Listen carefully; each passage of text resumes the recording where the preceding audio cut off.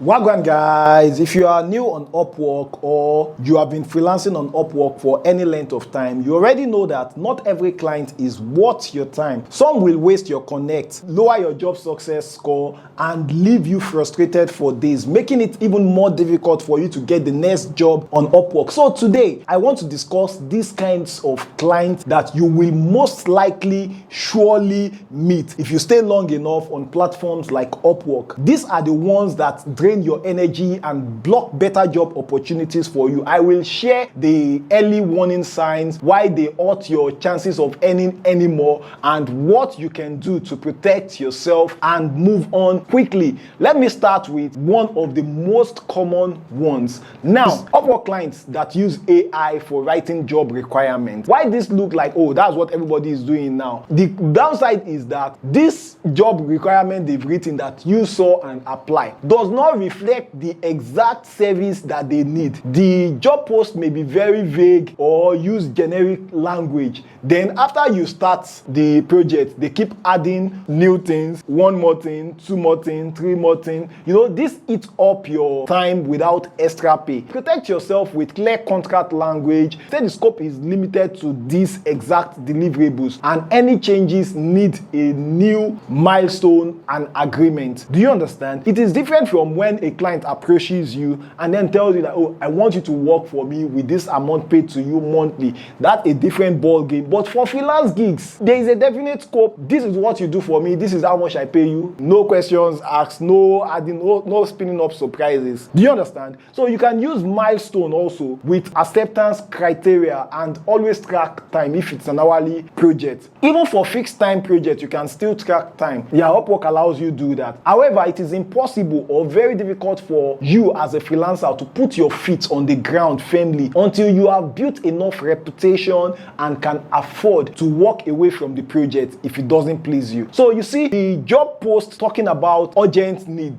but the client has no verified payment method or no previous hires. Now, this type can sometimes be a time waster or even a scammer that might disappear after you send the work. There are people like that on Upwork, especially if they try to lure you off platform, off Upwork, asking you to come and converse with them on Telegram before they start a contract on Upwork. After they start a contract on Upwork, yes, you can communicate with them outside of Upwork. That is fine. That is acceptable by Upwork's terms of service. But let me draw this line. Not every new client is a scam. I have worked with brand new clients on Upwork before that I had to politely nudge them to add and verify their payment method. It's a lady this time. So she did that right away and the project went completely fine with no issues. Okay, now let's talk about another type of client that still appears a lot on Upwork. These are the clients that ask you for free work or quick test. You must have seen those kind of clients on Upwork. They say things like send a full sample based on our own specific brief before we can discuss payment, or do this small unpaid tax to prove yourself. As out now, such behavior is against Upwork's terms of service and it is usually a way to get free labor out of you.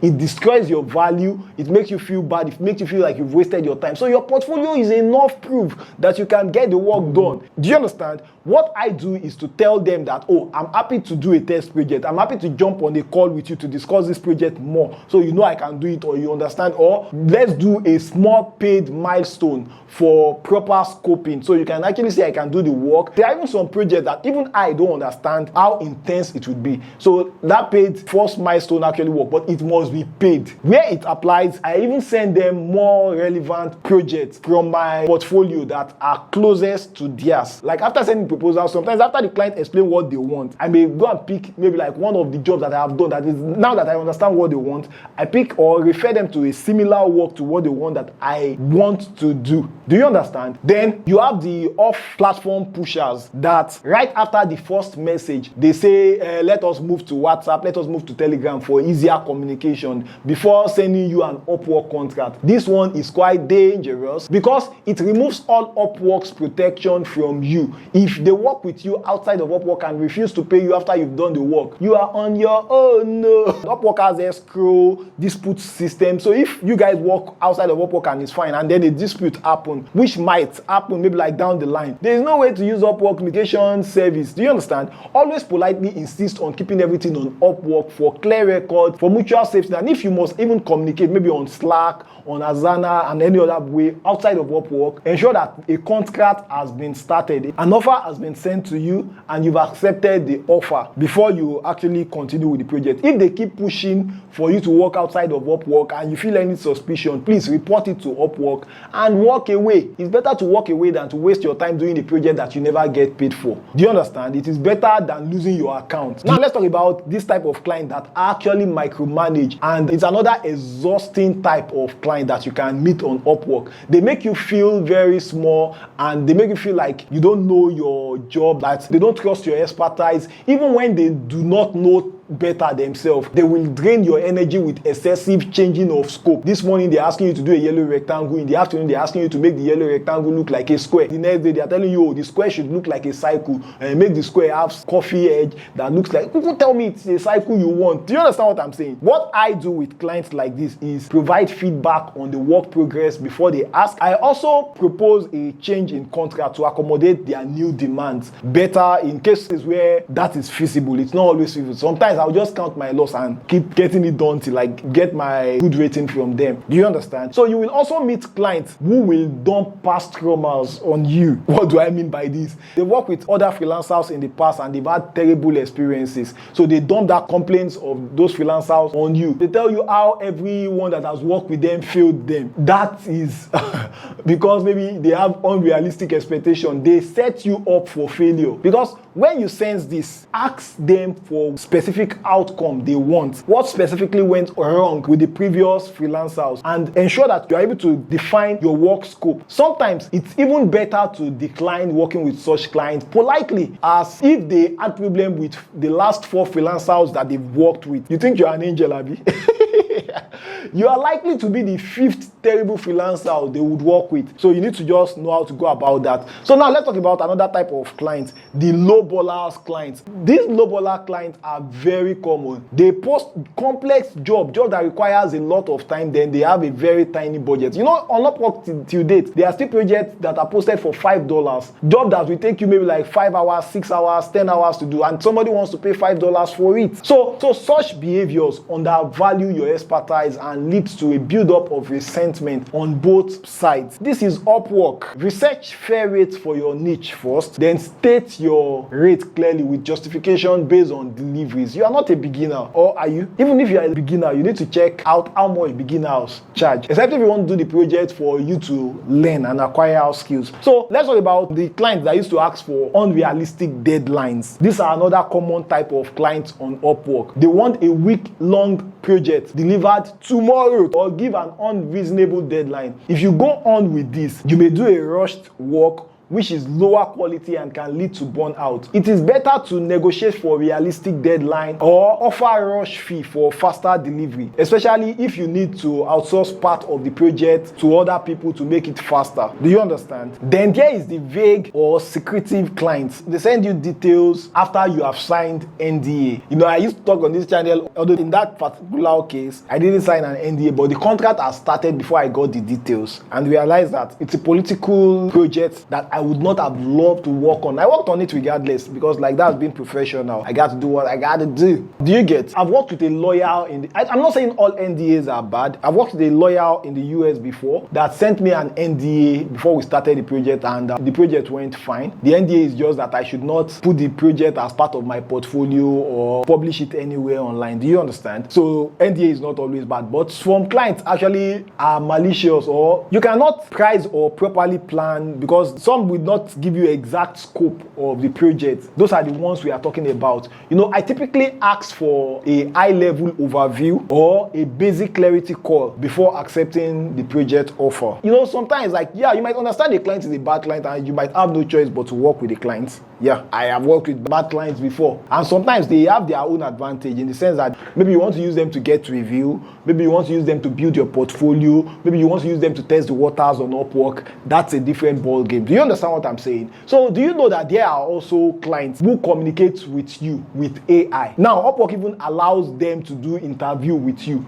That means like they set the questions they want asked. So you jump on an interview, AI will ask you the question, you will give the response. It is you and AI that will be talking, no real human conversation. So the interview is done entirely by Upwork's Uma and other AI tools with no real human follow-up. In cases where there is a real human follow-up, better. Do you get what I'm saying? They come to check your conversation. The AI judges the people it interviews and give the client the feedback, and then the client will take it up from there. In that way, it is good. Do you understand what I'm saying? So messages can actually feel quite robotic and full of hallucinations. This often may mean the client is maybe disorganized or not serious. You know, some clients also ghost freelancers. Client that you would ask for clarity. Maybe like, why doing the project you hit a stumbling block, or you hit an issue that you need to communicate that, oh, should I go left or right? Or should I do it this way or that way? You just want to ask the client. You want the real human conversation flow. You might not get it from that type of client.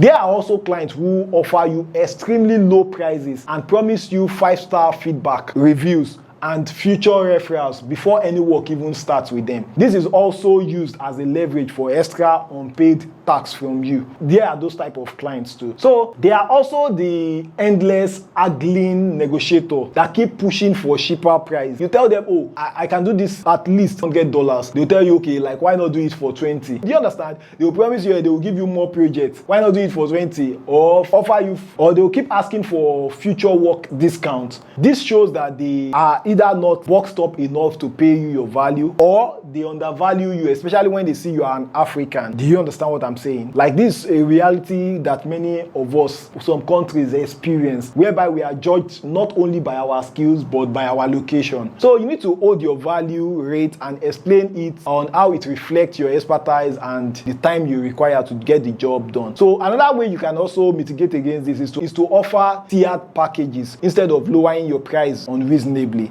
For example, you can say, okay, if you want me to do 1 video a week, this is the amount. Because I've seen a project on Upwork before that wants to pay, I think maybe like $30 and wants you to do like 100 video a month.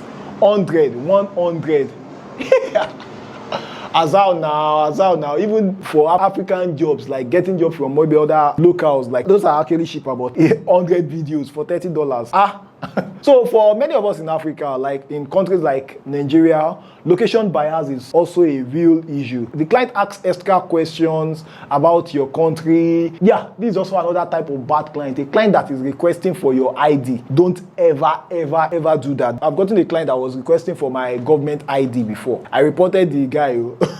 They say they usually work with people from certain Western locations, that they don't work with Africans. If you don't work with Africans, get out of here. I'm going to give you good value if you work for me, and if you don't want good value, or if you don't want to work with me, go and get good value elsewhere. Do you understand? So it's better to lose those type of clients, and some clients will start giving you suspicious vibe. Do you understand? So you need to counter those kind of things by highlighting your reliability, your time zone advantages. For example, one of the things I tell clients sometimes is that, oh yes, I'm not in your time zone, but what this means is that you can send me a project at night, go to bed, and in the morning you have it ready. Do you understand? And my strong portfolio and strong reputation on Upwork actually helped me in some ways. I will not even lie about that. So the final one I will be talking about are those ones who claim that they know exactly how long this project is going to take you. They tell you a complex task you take only maybe 2 hours, when in the real sense, that task is going to take you maybe like days to get done. This kind of client, they ignore your professional process, your professional judgment of the time that you will spend on that project. You know, you need to share your realistic breakdown and explain why quality takes the time it does to those kind of clients. Sometimes you can convince them. So which of these bad client types have you met before on Upwork? Drop it in the comment.